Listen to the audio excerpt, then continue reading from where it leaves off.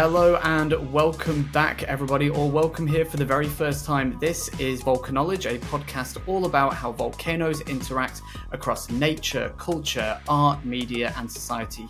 My name's Sam Mitchell. Hello to those of you who are coming back. And also with me today is Huw James, our producer for the podcast. Hello, Huw. Hey, Sam. It's good to be back on the actual podcast, having edited season 2, listened to everything, and had a really good season 1 as well. Fantastic to be back on. Yeah, good. And that's exactly where we're at right now. We've finished all the recordings for series 2, so we've already had a listen. We know what's to come. And within this episode today, we'll also do a bit of a recap and a review of what we learned in season 1, some of our highlights, some of our favorite bits, and then some of the excitement about what's to come. And so for those of you who are joining for the very first time, we've got some fantastic things back from the previous season. So the idea behind this podcast was to show the other side of volcanoes, how volcanoes really do intersect and interact across those different areas of society, not just how we research volcanoes, but how they influence our culture, our artistry, our media. And so I think a lot of the first season, we really delved into lots of different locations and exploration, and maybe talk about indigenous communities, talking about the depths of the ocean, going out to the stars. So there was a real exploration value, I think, which I hope is a great way to get people engaged in this subject. It is because, living in a place that doesn't have any active volcanoes, but, the British Isles in general has plenty of volcanic rocks, but not any active volcanoes. Same as glaciers, it's hard to think about something that's not something you interact with on a daily basis. So, through that season 1, go into these different locations and finding out there are people that live on the slopes of volcanoes, that interact with them in different ways, that live inside calderas in places like the Azores. Like, people do live with volcanoes, and I think that really came across in season 1. Yeah, it's something that is always come across, when I'm talking to people about this or at events, or people asking, particularly during a crisis or during an event that they see on the news, why would people live by volcanoes? And it's a very loaded question. There's not one simple answer. Some of it is down to the land that's physically available for people to live on. Some of it's down to agricultural reasons. But a lot of it comes down to history, and particularly indigenous and native narratives. So you can find this in examples in Hawaii, in the all across the Southwest Pacific as well, in small island nations around there. There's so many different reasons why people may live around volcanoes, and that's why I think it's really important to showcase, what people bring about through this. The stories they produce, the artistry that comes about from these communities, and it's something we'll touch a lot more on in season 2. From some of the episodes is, what those stories are. So storytelling from the local people, how scientists communicate with the local people as well. And, for our listeners in the UK, I know that we've had listeners from across the world for season 1, but our listeners from the UK might remember doing that in geography. If you take geography in school up to the age of 16, one of the things you learn about in human geography, the classic example of Italy, right? Like why people live around volcanic regions in the south of Italy compared to the north of Italy. What are the differences between the agriculture and the economy, the north versus the south? And it's a really good case because it's really evident. Like, you have this one country with 2 different areas. One's volcanic and one's not. And one's a bit flatter up in the north, and one's a bit more mountainous in the south. You've got Sicily down there as well. I certainly remember that from school and being in geography lessons with Mrs. Watkins and her teaching me all about that. But it was definitely something I learned that, like, these other people did. And now, through listening to season 1, going out and having my own adventures, like you say, I've learned that for a lot of people, it's just daily life. Yeah, exactly. And the most important part is listening and showcasing those local stories, because sometimes those aren't the stories that are told. We actually covered a lot of this in one of the episodes in season 1 with Jasmine Scarlett, which was about like history and heritage, particularly around the Soufriere volcano in St. Vincent and the Grenadines, and how what we have learnt about that volcano is actually so rooted in speaking to the people who have lived there for hundreds of years. That's where the scientific information is. We need to remember, of course, scientific data is not just physical data that you collect by a big, expensive scientific instrument or somebody out in the field looking at rocks all the time. Yes, those are important, but physical stories and narratives are scientific data as well. Yeah, they are. And I've loved listening to them through season one.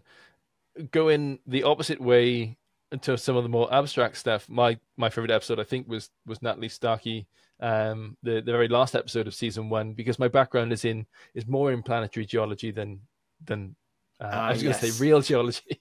It was in astronomy and space science and geology. So I loved studying why other planets act in the way that they do in terms of geology, and hers was all about volcanism on other planets. And we're always learning new stuff, even with data that we've collected years ago. So that this year we had a great story, kind of prompted because we've got a new satellite that's going to Venus pretty soon, the Veritas mission, and through that, Robert Hendrick went back and said, okay, from the University of Alaska, Fairbanks, went back and said, okay, we do have lots of data already collected on this from the Magellan missions. Is there anything there that we can study? So he went back to find out, is there any, because we've thought that there's active volcanoes on Venus for so long. Like when I studied it, there's this idea of planetary-wide reforming of the surface of Venus that we've never been able to prove. We've never even proved that there's volcanology on the surface of Venus until this year. He went through 200 hours just manually comparing photo to photo, and found that in this one region, it looks like that there's active volcanology in that region. So Natalie's, the very last podcast of season one, Natalie's podcast really rang true with me this year, because we're still finding out new stuff about our solar system and volcanology. Yeah, and even using the existing data, the Magellan missions from the 90s, we're only talking 20 to 30 years ago. Oh my God, the 90s were 30 years ago. Sorry. So, when we talk about historical records for, going back hundreds of years, even going back to data sets that are only a couple of decades old, we can still learn from those, because obviously the technology we have to analyze imagery in any way, shape or form, not just in volcanology and earth science, but in any way, shape or form, using AI, machine learning, the amount we can learn just from what we already have is astounding. And there's so much research across science which is going back and looking at those. But now to know that we're also going back to the planet and in a number of missions over the coming decade is just so exciting for geologists, atmospheric scientists, the potential for biosignatures that have been potentially found in Venus's atmosphere as well. All of it's an incredibly exciting time for planetary science. Yeah, I think planetary geology and planetary volcanology is going to go through a bit of a change in the next few decades. Like literally today, the day that we're recording this, the Psyche mission is hopefully launching. That's going to be studying a special kind of asteroid that is made of almost entirely of metal. That could have been an old planetary core of some sort in our solar system. So this idea, we go back to Lord Kelvin saying, science is finished. Like, we've got so much to learn. It's crazy. And I think there's never been a time where less money's been going to science, I don't think, but more stuff is being found out. And I think with more volcanologists and geologists coming through, they're going to be looking to the stars. And more is going to be done on Mars and Venus and Io and Europa. Some great missions going on there. And I don't want to take up too much time for volcanology podcast about space science, but I just think it's going to be really exciting in the next few decades. Yeah, I think this is something I mentioned in Natalie's episode as well. Something that always struck me for Venus is that the surface of Venus is the same pressure as about 900 meters in our oceans. And so for me personally, a lot of my research is focused on studying volcanoes in our oceans. And ironically, one of the ones I studied for my PhD is at 900 meters below sea level. And so that's something I was always remembering, is that how this volcano is erupting at a much higher pressure, which is about 90 atmospheres, so 90 times surface pressure, is actually the exact same pressure that you would experience if you were standing on the surface of Venus. Obviously, there's a whole lot of differences between the temperature of the atmosphere and you're erupting into basically a supercritical carbon dioxide soup instead of water or air. But that's at hundreds of degrees as well. Two different planets. Yeah, the temperature as well. But the fact that these two systems are actually at the same pressure, can we actually use what we're learning about our seafloor to learn about Venus? But also the other way around, as we learn more about Venus, can we learn more about our seafloor? You know, we've still only, the latest numbers are about 23 to 25% of our seafloor has been sufficiently mapped now. So the numbers are climbing, and there's still a mission to map 100% of the ocean seafloor by 2030.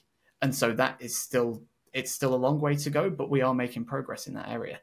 I mean, that's like 7 years, less than 7 years time. Now it's going to be 6 years time. Less than 7 years time. But yeah, the Seabed 2030 project kicked off, I think, about 2016, 2017. At the time, the numbers were only 5%. Now, that's not to say we've added all that data in that time. It's been a lot of compiling of what maybe people haven't necessarily shared or made publicly available. Anyway, I feel like I'm going on a tangent now myself. You've had your space moment. I've had my seafloor moment. Okay. Let's get back to the podcast as well. Yeah, so just kind of going through some of the stuff we covered in season 1. We've covered Natalie's episode really well. We mentioned Jasmine's episode about history and heritage in the Eastern Caribbean. There was so many great episodes that were around there during that time. So we talked with Christopher Jackson, who's been really publicly basically on the public platforms, giving really fantastic public lectures and doing a lot as well for tackling racism in geoscience and a whole lot of diversity issues. But talking to him about expeditions, he was out in Democratic Republic of Congo, at Nyiragongo volcano. So that was really fantastic. We went down to lava lakes into the seafloor, talking about microbes with Dr. Jeffrey Marlowe. That was a really fantastic episode. We talked about I say one of my favorite episodes was Signals and Sounds with Leif Karlstrom.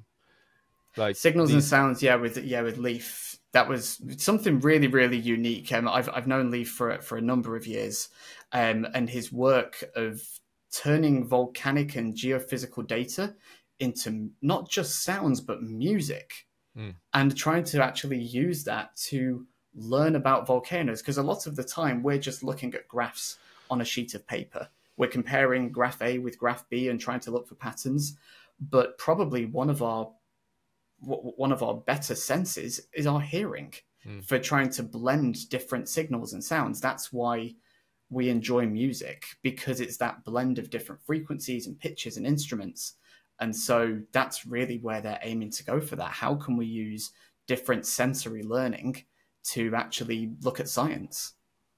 Yeah, and I was part of the team probably like 2007, working with the gravitational wave theory team in Cardiff University, who was doing something very similar with black holes at the time, and looking at how they made a game from it that we would take out to schools, and it was, you can listen to black holes colliding and converging.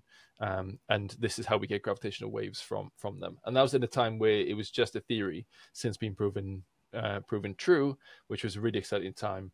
But this idea of taking data and forming it into a different way of thinking and learning really came through in Leif's episode. So it's just so much good stuff.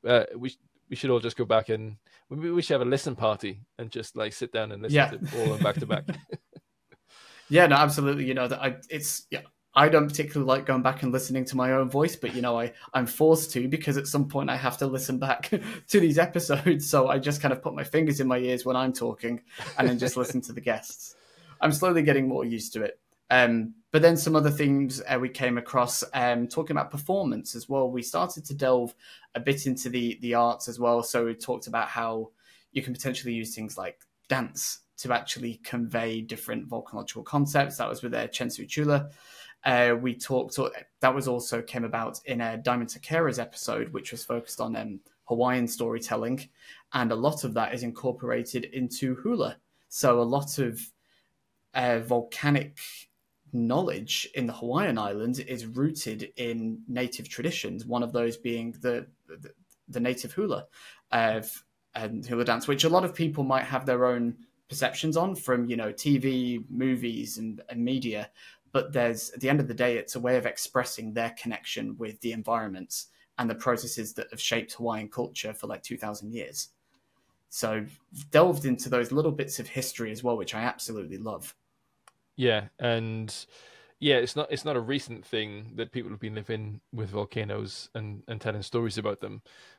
It's just we have new tools now to be doing that with social media and the likes, and everything's a bit more, I don't know, a bit more accessible, and a bit more immediate to start sharing those stories. But people have been living with volcanoes and telling these stories for years. So I'm really excited about these new ways of, with volcanic activity continuing to go on in different ways and forms. People are going to continue to tell these stories. And in next season is a few episodes we talk about like gaming and other stuff, which are just different ways of telling those stories that I'm really excited about. Yeah, absolutely. Yeah, like I said, this focus almost not away from exploration, but into the people. I always wanted to make this podcast as a connection across society. So now we're delving into populations and actual the cultures and the stories that people are telling, which is really, really exciting. So as you say, talking about gaming, we're talking about people's inspirational roots. One of our guests grew up inside on a ranch inside a volcanic caldera, and at the time didn't really know what that was, what it meant, and then spent their time away and came back and is now actually working on the volcanics of that system. So, just wonderful stories about how people have come into this life themselves, and then also what they want to give back. Yeah, and also making sure that we include different people's voices in those stories as well. So, talking about, are there volcanoes in places like Australia and the power of indigenous Aboriginal knowledge there? That was a fantastic episode that I think that will stay with me for a long time, that these people who have lived there for generations and generations and generations just have an intimate knowledge of things that people visiting, even scientists, won't ever fully understand, I don't think. Exactly, yeah. And so, yeah, there's a teaser for all of you. We are going to Australia. Did you know there are actually volcanoes in Australia? How often they erupt and how when the last one erupted, I guess you'll have to find out in that episode. But yeah, hopefully touching on some stuff that people have never even heard about before. And then a lot of it also comes down to communication, because we can learn so much as scientists, whether it's through scientific data from instruments, from storytelling, as we said before. But then if we can't communicate that to the public and we can't also train other people how to talk about that, then science just ends. Because it has to be able to translate to the public, but also future generations of scientists. And so there's a couple of episodes where we also touch on that as well, which is the power of teaching in your normal kind of school setting, in your college, community college in the USA through the university system, but then also communication through local communities and local outreach, which is something I absolutely love. Every time I go into a school classroom surrounded by maybe say 35 or 6-year-olds and tell them about how there are volcanoes where penguins walk around, and you can just see the light in their eyes when they just click with a few facts. It's so important that we make sure that information is accessible on all levels. I think it was the late great Carl Sagan that said that science not communicated is science not finished. And we believe a lot in that, and it's one of the reasons we do this podcast. But scientists in general, I think I'm always taken aback by how willing scientists are to take the time to share their science. Like, they're some of the busiest people you'll ever come across in your life, but are always willing to sit down and talk. You ask them about their science, and they will keep you there for 3 hours talking about it, because they're so passionate about it. And I think one of the things that comes through in next season for me is how they've all been, that passion has come from a lot of the time their interaction with volcanoes, that they've seen one for the first time, or they grew up in one, or there's some kind of interaction, and that's sparked a curiosity in them that has stayed to this day. Kids are, like you say, kids are curious. They like learning things, and if you keep that with you until you grow up, you end up becoming a scientist. I think that really comes Yeah. across in the next season. Exactly. So sometimes I feel almost a bit of an imposter because I hear these stories, of people who grew up in the site of a volcano, or they went on holiday to Mount Etna when they were 5 or 6 years old, and that's all they ever wanted to do ever since. I actually found my route into science from an interest in tsunamis and earthquakes. So still in the realm of natural hazards, but it wasn't actually volcanoes that was that immediate click of interest. I actually, unfortunately, to my memory, I can't remember when that switch was. I think it was actually quite passive. I was interested in tsunamis following the 2004 Indonesian Boxing Day tsunami, and I was just taken aback by the raw power of the planet and how something so quick and instantaneous could have so much potential damage and impact across the entire world. And so at that point, I think I just found an inherent love for the planet and the processes around it. And slowly over time, I guess I switched from the water to the things where hot things come out. But then ironically, I actually found myself becoming an ocean scientist at the end. So I've kind of come full circle now. Yeah, I think mine actually was when I was quite young. I just have a vivid memory of, for some reason in geography with Mrs. Watkins, we had to do a presentation.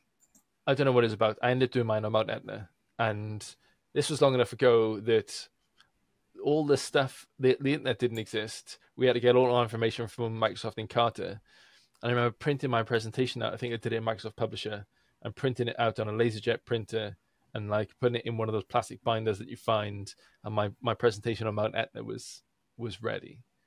And that was a lovely mix, I think, for me on volcanoes and the communication of science. I must have been like 12 or 13 or something. And I just remember to this day the front cover being like that really awful clip art that you used to get in Microsoft of a volcano with like Mount Etna written beneath it in that classic that classic style that you used to get in Microsoft. So yeah, it's been with me for a long time, and just hearing these new episodes come out just instills in me that passion again. Yeah, and as you say, it's just communicating those small little facts that can make such a difference to somebody learning about this for the first time. I think I said it in the first episode of the first series. I'll say it in videos through social media, and I'll say it here again in terms of how many volcanoes are actually erupting on a daily basis, because people hear about the ones they hear about in the news. So I think there was either last year or the year before, at the same time, there was activity at Volcano, Etna, Kilauea in Hawaii, and also in Iceland at Fagradalsfjall. And they were all happening at the same time. And there was a slurry of questions coming through of saying, oh, are they all connected? Does this mean something on the planetary scale? Volcanoes are blips. They're zits. They're just little pimples on the surface of this giant factory. The connections between Iceland, Italy, and Hawaii, they don't exist. It's negligible to the size of the crust and the mantle. But it's what, it's what people see in the news, and it's what they perceive. Oh, maybe global activity is going up. But what we have to remember is actually at any one point in time, there's probably around 20 to 30 volcanoes erupting on the planet at once. And most of these are in remote places that, there are no populations, there are no people. They're in the Aleutian Islands of Alaska. They're in Kamchatka in Russia. They're in the middle of the Pacific Ocean. They're on the seafloor. And so most of the volcanoes that are erupting never actually even make the news. So the ones that do make the news end up getting a lot of attention. But it's only a small part of a much bigger story. Yeah, I remember we just moved into a new house, and my builder, who's lovely, was going to Hawaii. I think it was last year's eruption actually. And I remember texting him because he was on the news going, if you're in Hawaii, you should definitely go visit the volcano. It doesn't happen for a while, and it might not happen again for a while. You should go and see it. And he was like, what volcano? What's going on? So even when it's like big big news, unless you're slightly tuned into it, you can just miss it. Yeah, that's true. We have a bias to the media and the news that we want to see. So I know that my phone will always blow up when there's, some big scientific news or something in geology, because that's obviously what my algorithms and my phone is streamlined to do. But there's a whole slew of things that don't come through. And not just what volcanoes erupting in a single place, but around 50 to 60 different volcanoes will erupt over the course of a single year. And even for somewhere like Hawaii, for Kilauea volcano, which from 1983 was continuously active until 2018, and that was an incredible period of time. Then it stopped erupting, but then came back in 2020, and now has just been coming on and off ever since. But then, literally on the exact same island, Mauna Loa volcano, which is, I think, less than 10 miles from Kilauea volcano, erupted for the first time since 1984, and that was last year in 2022.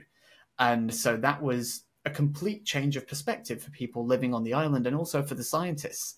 There are people who moved to the Hawaiian Volcano Observatory, desperate for something to happen at Mauna Loa so they could learn more, but so it would hopefully be contained and not affect anyone.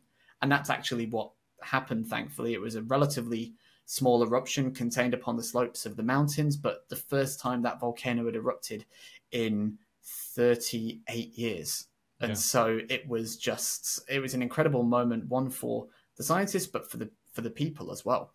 Yeah. And, I didn't have the funds to take me all around the world to Hawaii for it, but my builder was there. But I probably should have gone again to Whakatawhiol because that's erupted a bunch of times the last couple of years. And it's pretty close. It's like 3 hours away from the UK. And seeing that's one of the things I've really enjoyed about this new wave of social media. I don't enjoy everything about social media. I enjoy very little about social media. But one of the things I've loved is seeing people get in, having an interaction. We talk about interactions, and all these scientists in season 2 have had those. I've enjoyed people having that interaction and learning more about volcanoes. There's some stuff in season 2 about why you shouldn't probably get too close, and we've definitely seen that as well. VolcaKnowledge is really close to civilizations, and it means you can get a little bit too close to it. But again, I missed it because I just had a little bit too much work on. Couldn't justify going that way just to see the volcano. If it goes again, this is my promise to you, the listeners, and myself. I'm gonna go.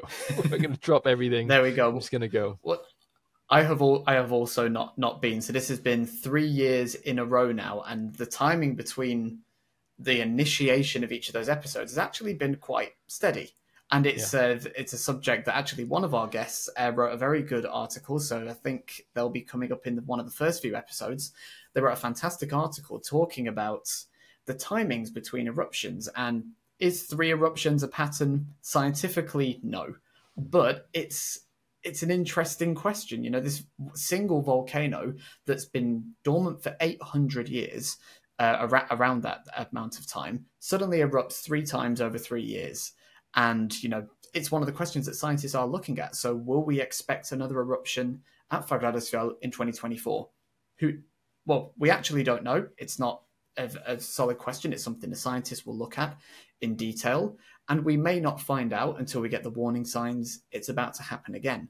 Thankfully for that eruption, it's mostly contained. And it's relatively small compared to, some of these much bigger eruptions that happen. So it is that opportunity for people to learn, because volcanoes they're enigmatic, they're ethereal, they're a sensory overload. I was speaking to a very prominent volcanologist just a few days ago, and he said when he goes and witnesses a volcanic eruption, he's not sitting there all the time thinking about the science. Sometimes he just has to sit there and go, wow, my eyes, my ears, my nose are just overloaded right now with everything that's happening. And I don't think you have to be a scientist at all to feel that raw power. Yeah. And you can get that from so many things.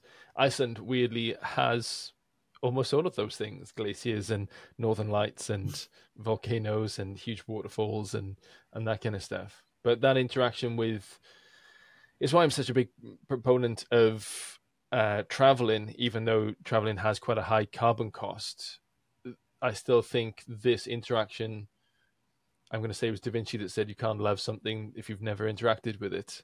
I think it was him. It might just been someone random, but that interaction. And I work a lot in the climate change circles now, and we have these role model glaciers, these like ambassadors for glaciers around the world. The Solheimjökull in Iceland is one of them. The Mer de Glace I was just at in France is another one, and you have these ambassadors for the rest of them. And I feel like we have a few ambassador volcanoes. Like I said, we've definitely got ambassador glaciers that we have to just say, okay, let's make this as accessible as possible so people can have this experience, like I say, this ethereal experience, and learn that we are but a little speck on this planet, and there's forces at work on this planet that are far above our pay grade. Yeah, and that's touching on something that, of course, you've done a lot yourself, and it's a really great opportunity to have a very brief chat about the Athlete Climate Academy. It's something that's so relevant in talking about, the impact that humans are having on the climate, but then also how that impacts our environment. So I know you've been talking both with scientists, but also athletes at the same time around a whole variety of things related to climate. So it'd be great to hear a little bit about that as well. Yeah, my work, I said I'm an astronomer and geologist by training, but over the last few years, I've, like all of us, have realized that climate change is the threat that we face as humankind. Not that the planet cares that we're warming it up; it'll at some point rebalance itself, whether we're here or not. But if we want to have a stable existence going forward, that we have to do something about it. So, just like we've chosen for this podcast to have special interest in volcanoes and geology, for that one I chose outdoor athletes, anyone who's interested in being in the outdoors. So me and a guy called Killian Jornet, who's, I would say, the best trail runner in the world, and I'm sure he won't mind me saying that because I think it's true. We now talk to athletes and glaciologists and climate change scientists and outdoor brands as well. Like in the outdoor industry, when we make stuff to go in the outdoor industry, how are we exacerbating the problem? So it's a really nice podcast about climate change. If you look at Athlete Climate Academy on wherever you listen to your podcast, it'll probably pop up. And it's either me or Killian talking to some really interesting people about the problems that we face, and some of the misnomers that are out there as well, like the misinformation that comes along with it. I know volcanology has a few of those as well. I do get from time to time, hey, humans are bad and all, but what about volcanoes? They see these huge plumes, and Athlete Climate Academy is a place where we can say, we run workshops and stuff as well. Hey, I know that this looks like it's the problem, but actually this is the big problem, Yeah, that's a big question that always comes about. People see these volcanic eruption plumes and think, how can that not be influencing climate? And yeah, for the most part, the regular eruptions that happen around the world don't. They're tiny, tiny blips in comparison to the whole atmosphere. This number gets thrown around, oh, the atmosphere is only 0.04% carbon dioxide. That's such a tiny amount. Yes, but the atmosphere is also very, very big. So all of these scales are relevant, and even volcanoes rarely make such an impact on climate. We have the numbers, we have the data from satellite infill measurements. Carbon dioxide from volcanoes equates to about 3%, if that, some years, of output CO2. So it's a tiny, tiny fraction, and it's only these once every decade, once every 100-year eruptions that actually just create a little punctuation in something in the atmosphere, whether that's pumping CO2 into the atmosphere, which acts as basically a warmer, or sulfur, which actually acts as a coolant. That's usually the more likely scenario. You put sulfur in the atmosphere, it becomes sulfate, and it causes a bit of global cooling. But we've actually had a very recent experience in the past year from the 2022 Hunga Tonga Hunga Ha'apai eruption in the Kingdom of Tonga. That eruption was so large in terms of the plume and interacted with so much seawater that it actually put one of the largest amounts of water, physical water vapor, into the atmosphere, not just when I say the atmosphere, into the stratosphere. You know, we're talking tens and tens of kilometers high that this material went. And it's the first time we've properly seen in satellite data that a volcanic eruption has potentially caused even a tiny bit of global warming on the grander scale of things by pumping another greenhouse gas, which is water vapor, into the atmosphere. So we hadn't seen that until last year. And so it just shows how much there is still to learn about our own interactions with climate, and then also how nature interacts with climate as well. It's complex, which is why learning and communicating about it is such a challenging subject. Yeah, the idea of, hey, volcanoes play this huge part.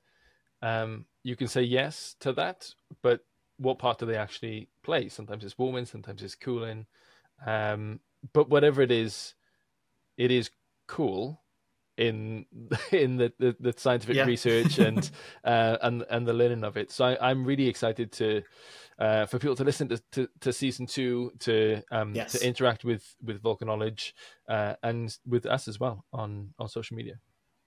Absolutely. So at this point, I think this is a great opportunity to almost kind of if you're listening a couple of weeks in, hopefully you've got a couple of episodes waiting and ready to come now. So I think we'll already have the second episode available right after this one, if not immediately. So I'm really, really excited for you all to listen to this as well. Follow along for the journey. You can find, you're here already, so you found the podcast in some way, but there's many different ways you can interact it. We are on Instagram. We are on the tweeting platform. We're on Twitter. You can find us on our website, and you can listen to us through iTunes and through a whole other range that you'll find on our website as well. We also do video record these podcast episodes, so you can watch them as well at the same time if you want to put some faces to the voices that you hear. So please also head over to our VolcaKnowledge podcast YouTube channel. And I think I'm going to actually start putting some of these on the TikTok. I need to keep relevant and modern.